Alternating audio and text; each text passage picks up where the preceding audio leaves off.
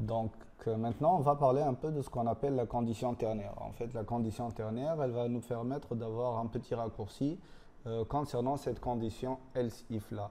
Donc, au lieu d'avoir ce code-là, on va essayer d'avoir un code un peu plus court et plus joli. Donc ici, on va lui dire empty de $x. Donc, point d'interrogation, est-ce que $x est empty? Si c'est le cas, tu vas faire ça.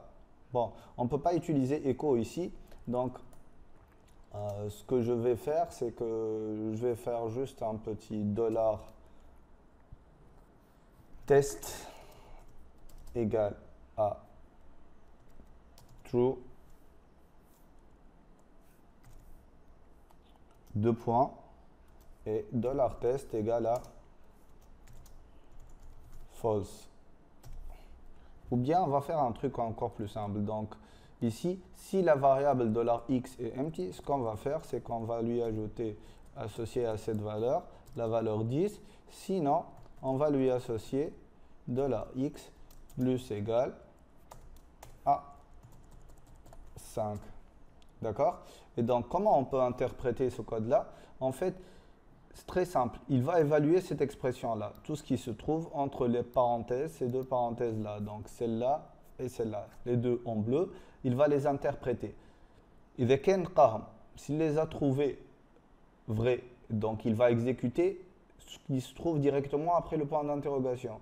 Si c'est faux, il va exécuter la deuxième partie. Donc en fait, si on peut reprendre ce code-là, il va nous dire si $x est vide, je vais exécuter ça. Sinon, je vais exécuter ça. C'est un peu plus court et ça sert surtout lorsque vous avez des affectations particulières à faire ou lorsque vous devez tester sur votre variable afin de l'initialiser ou des trucs comme ça.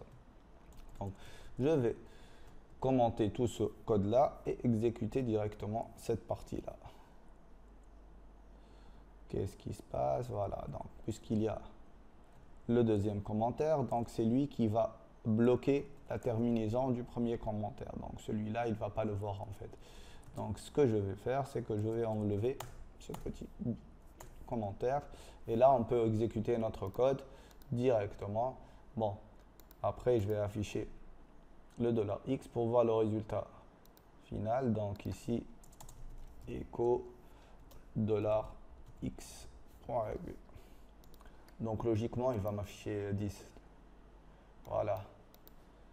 Puisqu'en fait, $x est réellement vide et donc automatiquement, il va exécuter la première instruction. Par contre, si je décommente cette instruction-là, automatiquement, il va voir que x n'est pas empty.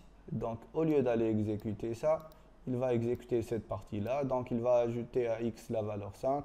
Bon, dans ce cas-là, on va mettre 15 pour avoir deux valeurs différentes.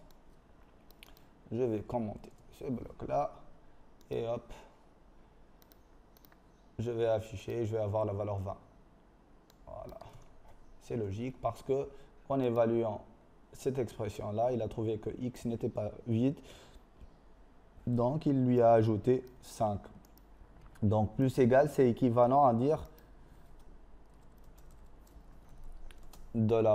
$x égale $x plus 5. C'est un raccourci qui va nous permettre de gagner du temps. On a le même raccourci pour moins égal, fois égal, etc. Donc si on fait un fois égal, il va multiplier $x par 15 et donc ça va nous faire un 75. Voilà. Donc ça raccourcit le code et c'est plus joli à voir. Donc, comme je vous avais dit dès le départ, on ne peut pas utiliser echo dans l'opération ternaire. Pourquoi? Parce que echo, en fait, ce n'est pas une fonction, elle est particulière, ce qui fait qu'on ne peut pas l'ajouter ici.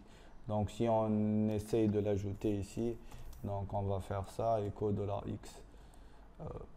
Comme ça, bah, automatiquement, il va me dire non, tu ne peux pas faire ça. D'accord?